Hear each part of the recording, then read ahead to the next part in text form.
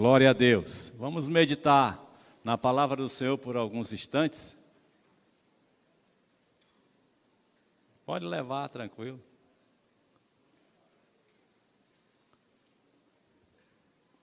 Glória a Deus. Amém?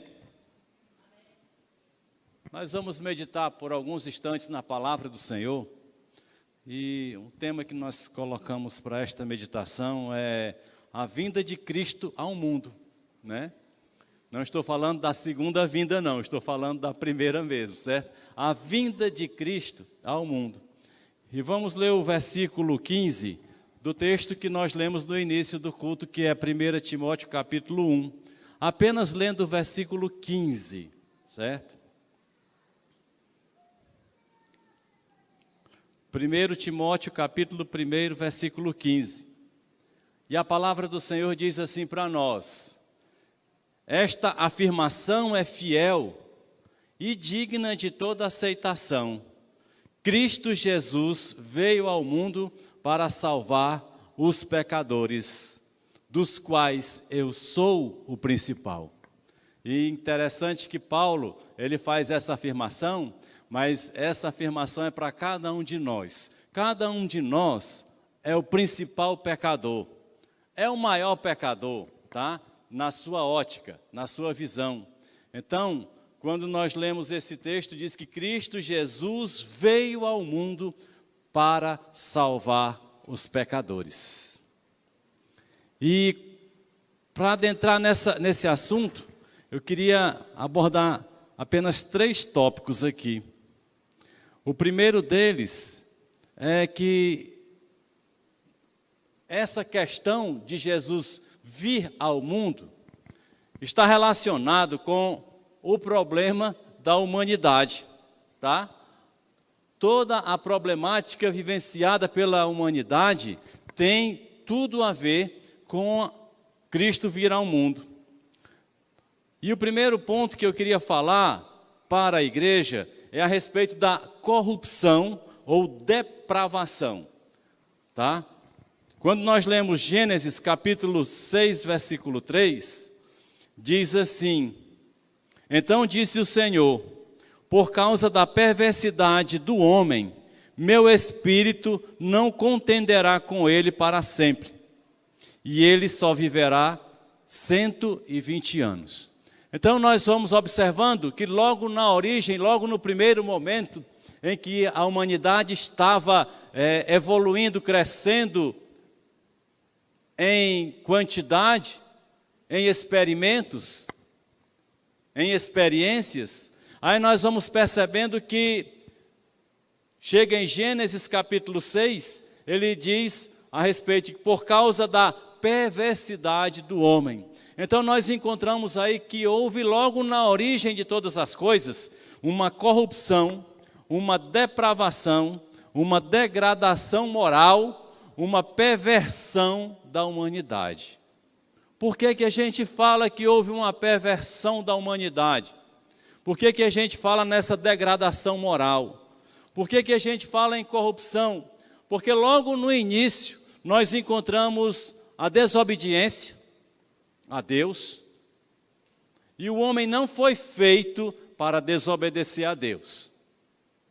O homem foi feito para o louvor da sua glória. O homem foi feito para louvar o Senhor. Mas aí nós encontramos logo lá no início a desobediência. Nós encontramos algumas características resultantes dessa desobediência, como inveja, como homicídio, como maldade. Então Gênesis 6 fala por causa da perversidade do homem, aí Deus diz, meu espírito não contenderá para sempre com ele. Gênesis 6, 5 a 7, também Deus vai trazer uma outra palavra revelada a respeito desta situação em que o mundo se tornou. Ele diz assim, o Senhor viu que a perversidade do homem tinha aumentado na terra, e que toda a inclinação dos pensamentos do seu coração era sempre e somente para o mal. presta bem atenção. Ele está trazendo uma radiografia para nós na sua palavra do que aconteceu no passado, do que aconteceu com o homem e do que vem acontecendo até os dias de hoje. Porque hoje não está tão diferente, senão na decadência maior do que foi gerado no início. E aí ele está falando, o Senhor viu que a perversidade do homem tinha aumentado. Não havia uma regressão. Impressionante com isso. Porque Deus faz o homem, Deus coloca o homem na terra e o homem se distancia de Deus. Tem um detalhe importante que nós precisamos atentar, que mesmo o homem, ele descaminhando para o mal, há no seu coração sempre uma lembrança da existência de Deus.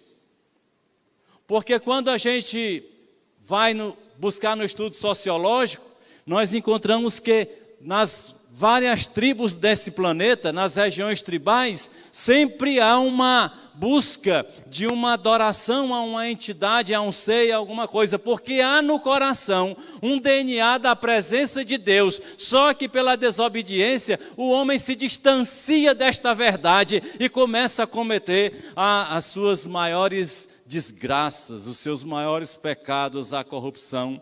Então ele diz, o Senhor viu que a perversidade do homem tinha aumentado na terra e que toda a inclinação dos pensamentos do seu coração era sempre e somente para o mal. Ainda não é diferente. Nós encontramos ainda na humanidade sempre um pensamento cheio de maldade. Nós encontramos pessoas desejando a destruição de outras. Às vezes nós nos surpreendemos com a maldade dentro dos nossos pensamentos, porque quando a gente vê uma coisa terrível acontecendo, a gente deseja que aquela pessoa que fez aquele mal, que ela morra. O que é isso senão um pensamento mau? O que é isso senão a gente chamar a existência algo da maldade que podia estar escondido dentro de nós e por causa de circunstâncias ela aflora, ela vem, né? Então o Senhor, diz o versículo 6, então o Senhor se arrependeu de ter feito o homem sobre a terra. E o final desse versículo diz aí, e isso cortou-lhe o coração. Quer dizer, o que o homem fez e vem fazendo. Falamos da soberania de Deus e Ele é soberano. Falamos da onipotência, onisciência, onipresença de Deus e tudo pertence a Ele. Mas uma coisa também precisamos entender, que sendo feito a imagem e semelhança de Deus, Ele nos encheu de sentimento. Então entendo que há sentimento em Deus e esse sentimento está retratado na sua própria palavra quando diz, e isso cortou-lhe o coração. Deus ficou triste. É como um pai que tem um filho, cria com todo amor, que cria com todo zelo, que cria com todo cuidado, e esta criança, ela cresce, vira as costas para o pai e vira alguém completamente detestável pelas suas atitudes. Que tristeza não causa um pai, uma criança que faz isso? Então, quando nós observamos na palavra de Deus e nós vemos o que o homem fez, isto é uma grande verdade. O homem cortou o coração de Deus pelas suas atitudes. É a degradação do homem, a degradação moral. Não adianta a gente fugir, isto é uma realidade. Nós precisamos entender dessas verdades e buscar o cuidado de Deus. Então, o que Deus faz? No versículo 7, o que é que Deus vai mostrar para nós? Desse capítulo 6, ele diz, disse o Senhor, farei desaparecer da face da terra o homem que criei. Deus tem um projeto no homem, Deus cria o homem, a terra é povoada pelo homem, e em determinado momento Deus diz, farei desaparecer da face da terra o homem que criei. Os homens e também os animais grandes, os animais pequenos e as aves do céu. Arrependo-me de havê-los feito. Muitas vezes nós não paramos para pensar. Porque com o nosso coração egoísta, muitas vezes entramos na igreja. Com o nosso coração cheio de vontades, nós entramos na igreja em busca de benefícios. Nós não, muitas vezes, entramos na casa do Senhor para lembrar que Ele é o Senhor Todo-Poderoso e que a Ele deve ser devotada toda a honra, glória e majestade e reconhecer o seu senhorio. Muitas vezes entramos na casa do Senhor porque nós queremos tirar proveito. E é exatamente por estas questões, porque não é só a maldade de se empunhar uma arma e fazer um mal a alguém, fazer mal a crianças. Não só essa maldade, porque elas são maldades bastante visíveis, mas também a maldade espiritual, que mesmo entrando na casa de Deus, nós não estamos querendo Deus, nós estamos querendo o que Ele pode oferecer. E isso continua sendo uma degradação, né? Aí ele diz, eu me arrependo. E continuando no capítulo 6, ele vai dizer para nós, ora, a terra estava corrompida aos olhos de Deus e cheia de violência. Ao ver como a terra se corrompera, pois toda a humanidade havia corrompido a sua conduta, Deus disse a Noé, darei fim a todos os seres humanos, porque a terra encheu-se de violência por causa deles. Eu os destruirei juntamente com a terra. Então observe que nesse texto, falando de corrupção, falando de depravação, depravação moral, depravação total, depravação sem precedentes. Esse versículo vai dizer para nós que Deus dará fim a todos os seres humanos, mas Ele diz que vai dar fim também aos animais grandes e pequenos. Ele vai fazer uma destruição total na terra. Mas note que não são os animais os causadores do problema, é o homem.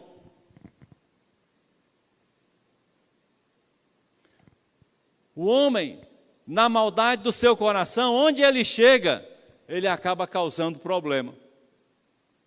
Ele acaba causando mal-estar. E não é diferente hoje. Não era só naquela época antes diluviana, né, que as coisas eram ruins, não. Porque é impressionante, mesmo Deus tendo selecionado uma família, depois desta família começar a gerar novas vidas, a idolatria entrou no mundo, a perversidade continuou a existir. Ela não parou e ela está presente. Não foi assim? Ele separou 8 vidas, colocou dentro de uma arca, selecionou animais. Os animais continuaram a crescer e povoar a terra de acordo com as suas espécies. O homem cresceu, continuou povoando a terra, mas o detalhe é que a maldade não saiu do coração do homem. Continuou fazendo maldade. Quando você liga a televisão hoje, o que dá mais com licença.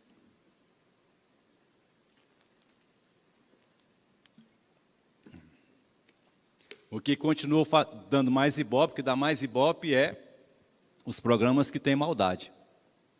Tem derramamento de sangue. Porque não é diferente. E a gente fica assistindo essas coisas e fica vendo. E por causa dessa depravação, veio as consequências do pecado. Então trago aqui 2 consequências que o pecado trouxe ao ser humano e trouxe a todos nós. O primeiro está em Romanos 6, 23. Muito conhecido esse texto, né? Romanos 6, 23.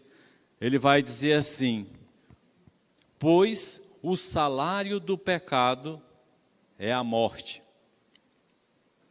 mas o dom gratuito de Deus é a vida eterna em Cristo Jesus, nosso Senhor. A primeira consequência que nós encontramos pelo distanciamento, pela desobediência do homem, pela depravação, pela corrupção do homem, é a morte. E a morte vai em duas dimensões. A morte física, porque todo ser humano passa pela morte. Não tem um dia sequer que a gente não seja lembrado que existe morte. Vocês já perceberam? Todo dia a gente ou ouve ou fala sobre morte. A gente não passa 24 horas sem falar de uma tal de morte. A gente lembra dela o tempo todo. E quando a gente não lembra, os outros nos faz lembrar. Mas sabe por quê? Porque a morte física, ela foi determinada por Deus diante da desobediência do homem a Ele. Foi uma consequência do erro do homem, uma consequência do pecado. Então a morte física, ela é real. Não podemos fugir. Mas também a morte espiritual. Morte física é o final deste corpo corruptível. E a morte espiritual é a distância eterna de Deus. Não existe uma morte pior do que esta de você estar distante para sempre de Deus. E com esta morte, então o ser humano passou a ter algumas consequências. Entre elas, estar vazio, sentir solidão, e assim, vindo as suas atitudes, alimentadas com um comportamento de degradação moral.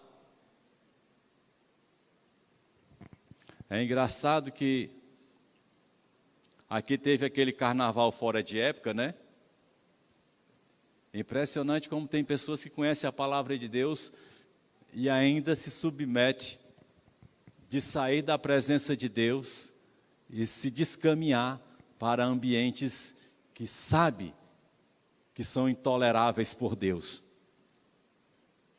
Mas quando você vai falar de carnaval fora de época, estou falando aqui de uma coisa chamada Fortal. Procura ver na televisão se você viu alguma mal notícia do Fortal. Tudo escondido. Mas se numa igreja tiver um pequeno probleminha, vai para tudo quanto é rede social, porque o mundo se corrompeu, está distante de Deus e não quer que ninguém se aproxime dele. Se é uma coisa que o mundo não quer, é que você retorne para o Senhor. Então, uma das consequências está em Romanos 6, 23. Pois o salário do pecado é a morte. Evidentemente que a continuação desse versículo é uma solução que ele nos dá, não é? Mas tem um outro texto em Romanos, bem parecido, que dá para gravar os dois, que é o 3:23, volta 3 capítulos, né? Romanos 3:23. É uma segunda consequência do que aconteceu pelo fato do homem desobedecer, se distanciar, se corromper. É que diz assim: pois todos pecaram. Antes do dilúvio, todos pecaram. Entramos no dilúvio, 8 vidas que foram salvas das águas, mas também pecaram. Estamos no século 21, cerca de 8 bilhões de pessoas na Terra, todos pecaram. Não há ninguém, com exceção de um, do primeiro e do último homem, que não tem essa mancha. Só apenas um: Jesus Cristo. Graças a Deus, né? Mas ele diz: pois todos pecaram e destituídos estão da glória de Deus. A segunda consequência, a primeira é a morte, a segunda é a distância. Nós nos distanciamos de Deus, nós não queremos acordo com Deus. Quando você vê alguém falando das coisas celestiais, quando você vê alguém falando das coisas de Deus, você se afasta. Quer ver as pessoas se afastar de você? Fale das coisas de Deus. Quer ver as pessoas se aproximarem de você? Fale de futebol, fale de carnaval, fale de política, fale de qualquer coisa, as pessoas vêm, nem que seja para brigar com você. Mas quando se vai falar de Deus, as pessoas se distanciam, porque a palavra de Deus diz: porque todos pecaram e destituídos, afastados estão da glória de Deus. Todos. É por isso que ninguém gosta muito de falar das coisas de Deus. Só vai falar das coisas de Deus, só vai ter prazer em falar das coisas de Deus aqueles que realmente estão cheios da presença de Deus. E eu te digo, às vezes você vai chegar num lugar onde tem muitas pessoas que, infelizmente, têm a Bíblia na mão, mas não tem no coração. E quando você vai falar das coisas de Deus, lá é um santinho. Bota umas asinhas nele, porque ele está... Sabe por quê? Porque nem todos que carregam a Bíblia na mão as têm no coração. A têm no coração. E a Bíblia, o lugar dela é dentro da gente. Não é aqui, nem é no celular, né? Agora está no celular também. Daqui a pouco está nas nuvens, né? Tem as nuvens, né, do celular agora, negócio de nuvem, né? Daqui uns dias vamos dizer, está nas nuvens. Mas não é aí que tem que estar a Bíblia. Não é aí que tem que estar a palavra de Deus. A palavra de Deus tem que estar dentro de nós, né? Por isso, esse texto que está aqui em Romanos, ele é muito esclarecedor, e a razão porque a gente percebe que o homem foge de Deus, pois todos pecaram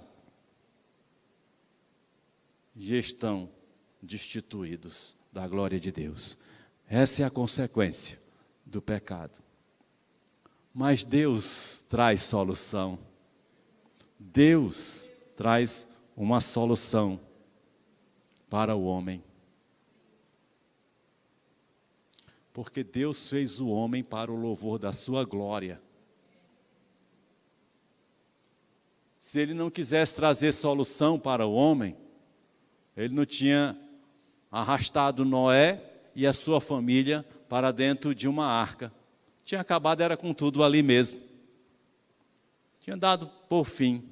Mas há uma intenção no coração de Deus, que vai muito além da nossa compreensão, pelo menos da minha, porque eu não consigo entender Deus em sua dimensão. Eu sei um pouquinho de quem é Deus pela sua palavra, mas não dá. Ele é Deus. Ele está muito, muito além, muito acima do que a gente pode compreender, mas a gente sabe um pouquinho. E então, sem mesmo compreender, Ele acaba a humanidade, mas deixa 8 vidas para que a humanidade não se acabasse por completo, mas para que se houvesse uma nova expectativa. Porque Ele fez o primeiro homem para se perpetuar sobre o planeta, para que Ele fosse adorado. Então o homem foi feito para o louvor da glória de Deus. E então Ele traz uma solução que está aqui presente na palavra do Senhor nosso Deus, quando você abre em Hebreus capítulo 10, versículo 15 a 20. Hebreus capítulo 10, versos 15 a 20. que diz assim para nós: o Espírito Santo também nos testifica a respeito. Primeiro ele diz, então, o Espírito Santo também nos testifica a este respeito. Porque ele primeiro vai dizer aqui, vai na continuidade. Primeiro, uma coisa que a gente tem que entender. Falei no princípio que o homem se distanciou de Deus, mas há dentro dele uma lembrança da existência de Deus, porque o homem foi feito à sua imagem e semelhança. O homem pode ter se descaminhado para fazer a maldade, mas ele lembra de alguma forma que existe um Deus Todo-Poderoso. E a sua maneira errada, ele quer preencher esse vazio fazendo seus atos cultuais, que não serão justificados. Mas aqui Paulo está falando, aliás, o escritor de Hebreus está falando que o Espírito Santo também nos testifica a respeito. Primeiro ele diz: esta é a aliança que farei com eles depois daqueles dias, diz o Senhor. Porei as minhas leis em seus corações e as escrevereis em minhas mentes. Depois daqueles dias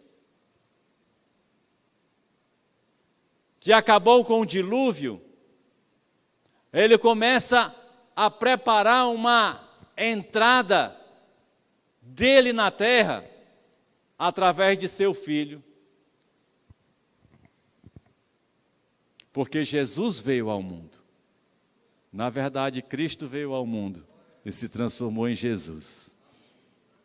E esta é a aliança que farei com eles depois daqueles dias, diz o Senhor. Porei as minhas leis em seus corações e as escreverei em suas mentes. E acrescenta: dos seus pecados e iniquidades não me lembrarei mais. Se é um ser que esquece a maldade que a gente teve no coração, é Deus. Tem gente que diz assim, né? Eu perdoo, mas não esqueço. Você já ouviu isso? Não, a pessoa pode fazer alguma coisa comigo. Eu perdoo, mas não esqueço. É meio complicado. Mas Deus está dizendo, sabe o quê? Ele diz assim: dos seus pecados e iniquidades, ele não só perdoa, ele diz: não me lembrarei mais. Quando Deus olha para você, ele olha o sangue de Jesus, viu? Ele não olha para os seus pecados. Porque se Deus olhasse para os nossos pecados, para os meus pecados, eu estaria aqui de modo algum. Não teria como estar aqui. Mas Ele olha pelo que Cristo fez em mim e eu aceitei isso. Eu entendi. Porque a eficácia de o pagamento de uma dívida é quando a pessoa que deve aceita as condições para o pagamento da dívida. E as condições eu aceitei quando recebi Cristo na minha vida. Porque você não paga a sua dívida se você não aceitar as condições para pagá-la. Dos seus pecados e iniquidades não me lembrarei mais. Onde essas coisas foram perdoadas, não há necessidade de sacrifício pelo pecado. Muita gente continua achando que fazendo um autoflagelo, né? Se ferindo, está resolvendo seus problemas. Não está. Tem pessoas que se chicoteiam, né? Tem pessoas que acham que colocar milho no joelho, ficar de joelho também. Nada disso vai resolver a sua situação de distanciamento e de morte. Porque não é sacrifício meu e seu aceitável a Deus. No passado, sacrificaram vidas, como se Deus quisesse vidas. Ora, se Deus não aceitou Isaque para ser imolado, É porque não há intenção de Deus nunca numa morte de um ser humano para agradá-lo. Não é se entregando em sacrifício, mas pelo contrário, ele diz como é que as coisas vão acontecer na nossa vida.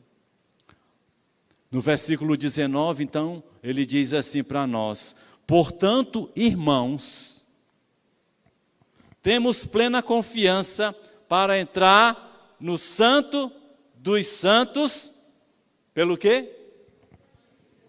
Pelo quê? É o sangue de Jesus derramado naquela cruz do Calvário, o responsável, meu querido, é o único sacrifício, o sacrifício perfeito. Se você crê neste sangue derramado na cruz do Calvário por tua vida, você está no melhor caminho. É por aí que se vai. Porque ele está falando, temos plena confiança para entrar no Santo do Santo. Ninguém entrou no Santo do Santo. Havia uma representação em uma tenda, em um local, onde um sumo sacerdote, uma vez por ano, entrava lá. E disse que não entrava sem sangue. E não sabia se ia voltar. Ele era levado por uma corda, porque podia ser que ele ficasse lá. E era uma vez por ano, mas ele chega pela sua palavra e diz para todos nós: portanto, irmãos, temos plena confiança para entrar no Santo dos Santos. E o escritor desta palavra está falando para quem entende de lei, quem conhecia a lei, por isso era para os hebreus. Mas ele fala de lei e aponta para aquele que os próprios hebreus, que são os judeus de hoje, rejeitam: Jesus Cristo. E é o sangue de Jesus Cristo. E aí o escritor de Hebreus está falando a respeito disso. Pelo sangue de Jesus. Então, se você crê no sangue de Jesus Cristo, que foi o sacrifício perfeito no teu lugar, que foi as condições de pagamento da tua dívida, e você assinou concordando, tá bom demais, tá no caminho certo.